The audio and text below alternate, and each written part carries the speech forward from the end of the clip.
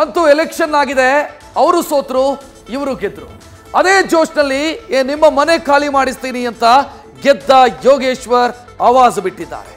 ಮೊದಲೇ ಸೋತು ಸುಣ್ಣವಾದ ಈ ದಳದವರು ಸುಮ್ಮನೆ ಇರ್ತಾರ? ಹೆಂಗ್ರಿ ಇರ್ತಾರೆ? ಬಾಯಿಗೆ ಬಂದಂಗೆ ಬೈತಾರೆ. ಕೇಳಿಸ್ಕೊಳ್ಳಿ ಯಾರೆಲ್ಲ ಯಾವ ರೀತಿ ಬೈದಿದ್ದಾರೆ ಅಂತ.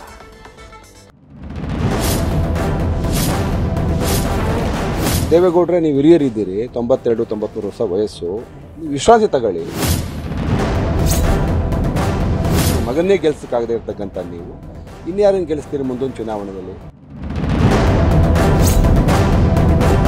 ಸನ್ಮಾನ್ಯ ಯೋಗೀಶ್ವರೇನು ಅದಕ್ಕೇನು ಹೊರತಲ್ಲ. ನಾವು ಕಂಡಂಗೆ ಎಷ್ಟು ಸಲ ಡುಮ್ಕಿ ಹೊಡೆದವರೇನೋದು ನಮಗೆ ಗೊತ್ತು. ಚುನಾವಣೆಗೆ ಎದುರುವಂತ ಪಕ್ಷ ಅಲ್ಲ ಅವರು. ನಿಮ್ಗೆ ಯಾವತ್ತಿದ್ರು ಮುಳ್ಳಾಗ್ತಕ್ಕಂಥವ್ರು, ಅವ್ರು ಎಲ್ಲೋದ್ರು ಕೂಡ ನೆಲೆ ನಿಲ್ತಕ್ಕಂಥ ವ್ಯಕ್ತಿ ಅವರಲ್ಲ. ಒಡೋಗಿ ವಿರೋಧಿಗಳ ಜೊತೆ ಸೇರ್ಕೊಂಡು ಅರ್ಜಿ ಹಾಕ್ತಂತವ್ರು ನೀವ ರಣ ಹೇಳಿ, ಕುಮಾರಣ್ಣನ ರಣ ಹೇಳಿ. ಜೆಡಿಎಸ್ ಕಟ್ಟಿ ನಂಬರ್ 10 ಇಂದ ಶುರುವಾದ ಗೌಡರ ಗೇಮ್ ಇದು. ಸೆಕೆಂಡ್ ಪ್ಲೇಸ್ನಲ್ಲಿ 29ಕ್ಕೆ ತೆನೆ ನಾರಿ ಲಾಳ ಕಟ್ಕೊಂಡಿದ್ಲು. ಆದ್ರೆ ಆ ಬಳಿಕ ಬಿಡಿ 2004 ದಳದ ಪಾಲಿಗೆ ಸುವರ್ಣ ಸಂಭ್ರಮ. 58 ಸೀಟ್ ಗೆದ್ದಿದ್ರು. ನಂತರ ಪತನದ ದಾರಿ. ಅವತ್ತು 58ರಿಂದ 19 ಈಗ 18. ಮುಂದೆ ಇನ್ನೂ ಕಷ್ಟ. ಚನ್ನಪಟ್ಟಣದಲ್ಲಿ ಸೈನಿಕ ಬೇರೆ ಗೆದ್ದು ಖಾಲಿ ಮಾಡಿಸ್ತೀನಿ, ನಿಮ್ ಕೋಟೆ ಬರಿದಾಗಿಸ್ತೀನಿ ಅಂತ ಕಂಠಕ್ಕೆ ಕೆಲಸ ಕೊಟ್ಟಿದ್ದಾರೆ.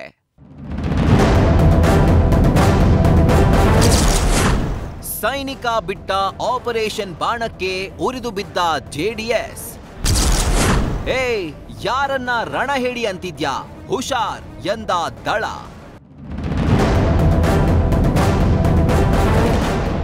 ಗೆದ್ದ ಮೇಲೆ ಸೈನಿಕ ಆಪರೇಷನ್ ಮಾಡ್ತೀನಿ ಅಂತ ನಿಂತಿದ್ದು ದಳಪಡೆಯಲ್ಲಿ ಈ ಚಳಿಗಾಲದಲ್ಲೂ ಬೆವರು ಸ್ನಾನ ಮಾಡುವಂತೆ ಮಾಡ್ತಾ ಇದೆ. ಅದೇಂಗ್ ಮಾಡ್ತೀರಾ ಬನ್ನಿ ನೋಡೋವ ಅಂತ ಮೇಲುಕೋಟೆ ಪುಟ್ಟರಾಜು ಮಂಡ್ಯದಲ್ಲಿ ಟೀಮ್ ಕಟ್ಕೊಂಡು ಸುದ್ದಿಗೋಷ್ಠಿ ಮಾಡಿದ್ರು. ಗೆಲುವಿನ ಮದ ಇದು. ಗೌಡ್ರನ್ನ ಮನೆಯಲ್ಲಿ ಇರಿ ಅಂತೀರಾ? ಕುಮಾರಣ್ಣನ ರಣಹೇಡಿ ಅಂತ್ಯ? ನೀನ್ ಕಣೋ ರಣಹೇಡಿ. ನಾಮಪತ್ರ ಹಿಂದಿನ ದಿನ ಕಾಂಗ್ರೆಸ್ಗೆ ಓಡಿ ಹೋದವನ್ ನೀನು ಅಂತ ಜೋರ್ ಬೈದಾಡಿದ್ರು. ಗೆಲುವಿನ ಮದದಿಂದ ಈ ದೇಶವನ್ನ ಆಳದಂತ ನಮ್ಮೆಲ್ಲರ ಸರ್ವೋಚ್ಚ ನಾಯಕರಾದಂತ ಪೂಜ್ಯ ದೇವೇಗೌಡರನ್ನ ಮನೇಲಿರಿ ಅಂತಕ್ಕಂಥದ್ದು. ಕುಮಾರಣ್ಣವ್ರನ್ನ ರಣಹೇಡಿ ಅಂತೀರಿ. ರಣಹೇಡಿ ನೀವು. ಚುನಾವಣೆ ಅನೌನ್ಸ್ ಆಗಿ ನಾಮಿನೇಷನ್ ಫೈಲ್ ಮಾಡೋದು 2 ದಿನ ಅನ್ನಂಗೆ ಒಡೋಗಿ ಯುದ್ಧ ಮಾಡ್ತೀನಿ ಅಂತ ನಿಂತಿದ್ದಂತ ಗಿರಾಕಿ ಒಡೋಗಿ ವಿರೋಧಿಗಳ ಜೊತೆ ಸೇರ್ಕೊಂಡು ಅರ್ಜಿ ಹಾಕ್ತಂತವ್ರು ನೀವ ರಣಹೇಡಿ, ಕುಮಾರಣ್ಣನ ರಣಹೇಡಿ.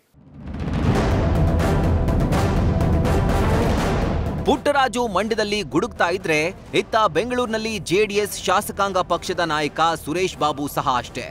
ಅಬ್ಬಬ್ಬಬ್ಬಾ, ಏನ್ರಿ ಇದು ಮಾತಿನ ದಾಟಿ? ನೋಡ್ರಿ ಹೆಂಗ್ ಮಾತಾಡ್ತಾರೆ. ಡಿಕೆಶಿ ಅವರೇ, ಒಂದ್ ನೆನ್ಪಿಟ್ಕೊಳ್ಳಿ, ಈ ಯೋಗೇಶ್ವರ್ ಯಾವತ್ತಿದ್ರೂ ಮುಳ್ಳೆ. ಇಲ್ಲಿದ್ದಾಗ 30 ಮಂದಿ ಕಾಂಗ್ರೆಸ್ನಿಂದ ತರ್ತೀನಿ ಅಂದ್ರು. ಸುಮ್ನೆ ಎಚ್ಚರದಿಂದ ಇರ್ರಿಪ್ಪ ಅಂತ ಎಚ್ಚರಿಕೆ ಕೊಟ್ರು.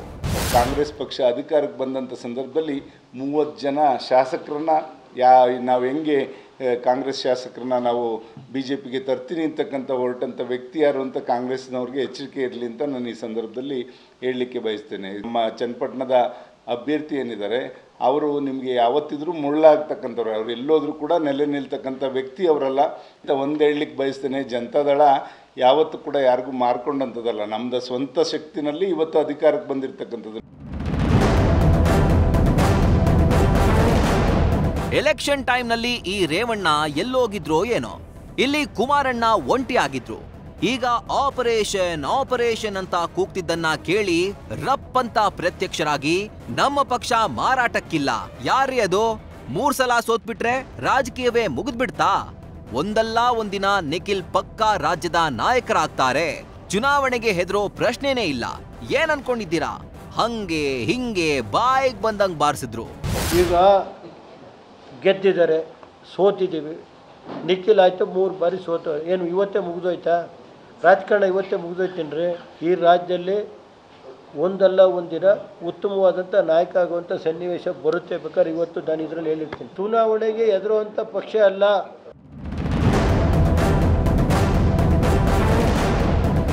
ಇದಾಯ್ತಾ? ಬಳಿಕ GT ದೇವೇಗೌಡ್ರತ್ತ ಮಾತು ತಿರುಗ್ತು. 2017-18 ಗೊತ್ತೇನ್ರಿ ನಿಮ್ಗೆ? GT ದೇವೇಗೌಡ್ರನ್ನ ಅರೆಸ್ಟ್ ಮಾಡೋಕ್ ರೆಡಿ ಆಗಿದ್ರು. ಅವತ್ತು ಕುಮಾರಸ್ವಾಮಿ ಗುಟ್ರು ಹಾಕಿದ್ದಿಲ್ಲ ಅಂದ್ರೆ ಏನಾಗ್ತಾ ಇತ್ತು? ಜೈಲಿಗೆ ಹೋಗ್ತಿದ್ರು. ಬಿಡಿ, ಅದೆಲ್ಲ ಹಳೇದು. GT ದೇವೇಗೌಡ್ರನ್ನ ಸರಿ ಮಾಡೋದ್ ನಮಗ್ ಗೊತ್ತಿದೆ ಅಂತ ಪುರಾಣ ಭವಿಷ್ಯ ಎಲ್ಲವನ್ನ ಜ್ಯೋತಿಷಿ ರೀತಿ ರೇವಣ್ಣ ಹೇಳಿದ್ದೇ ಹೇಳಿದ್ದು. GT ದೇವೇಗೌಡ್ರನ್ನ 2017 ಇದೇ ಸರ್ಕಾರ ಇತ್ತು ಕಾಂಗ್ರೆಸ್. ಅವತ್ತು ಸಾಯಂಕಾಲ ನೈಟ್ ಇವತ್ತು GT ದೇವೇಗೌಡ್ರನ್ನ ಅರೆಸ್ಟ್ ಮಾಡೋಕ್ಕೆ ರಾತ್ರಿ ಎಲ್ಲ ರೆಡಿ ಇದೆ, SP DOSP ಪೊಲೀಸ್ ಎಲ್ಲ ರೆಡಿ ಇದೆ ಸರ್, ಅರೆಸ್ಟ್ ಮಾಡೋಕ್ಕೆ ರೆಡಿ ಇದ್ದಾರೆ ಅಂತ ಹೇಳಿ ಒಂದು ಇನ್ಫಾರ್ಮೇಷನ್ ಬಂತು. ಕುಮಾರಣ್ಣವನ್ ಗುಟ್ರಿ ಹಾಕೋದಕ್ಕೆ ಎಲ್ಲ ಪೊಲೀಸ್ನವ್ರು ವಾಪಸ್ ಹೋದ್ರು. ಅವತ್ತು 2017-18 ಕುಮಾರಣ್ಣನ ಗುಟ್ರಿ ಹಾಕ್ದ. ಕುಮಾರಣ್ಣನ ಗುಟ್ರಿಗೆ ಎಲ್ಲ ಓಡೋದ್ರು. ಅಪ್ಪ ಮಕ್ಕಳ ಪತ್ತಿನ ನನ್ನ ಜೈಲಲ್ಲಿ ಇರ್ಬೇಕಾದ್ರು. ಗೊತ್ತಾಯ್ತು ಸರ್, ನಾನು ಅನುಭವಿಸಿದ 20 ದಿನ. GT ದೇವೇಗೌಡ್ರನ್ನ ನಾವು ಸರಿಪಡಿಸ್ಕೊಳ್ಳೋದು ನಮಗೆ ಗೊತ್ತಿದೆ. ಅದೇನಾಗುತ್ತೋ ಏನೋ, ಆಪರೇಷನ್ ಅಂತಾರೆ, ಅದೆಲ್ಲ ಬಾಯಿ ಮಾತು, ಹೆದರ್ಸೋಕ್ ಹೇಳ್ತಾರೆ. ಅಲ್ಲ, ಅವರೇ 138, ಇವ್ರನ್ನ ಕರ್ಕೊಂಡು ಹೋಗಿ ಅದೇನ್ ಮಾಡ್ತಾರೆ? ಸುಮ್ನೆ ದಂಡ ಅಲ್ವಾ? ನೋಡೋಣ ಅದೇನಾಗುತ್ತೆ ಅಂತ. News first bureau. News first ನಿರ್ಭೀತಿಯಿಂದ ನಿಮ್ಮ ಪರವಾಗಿ.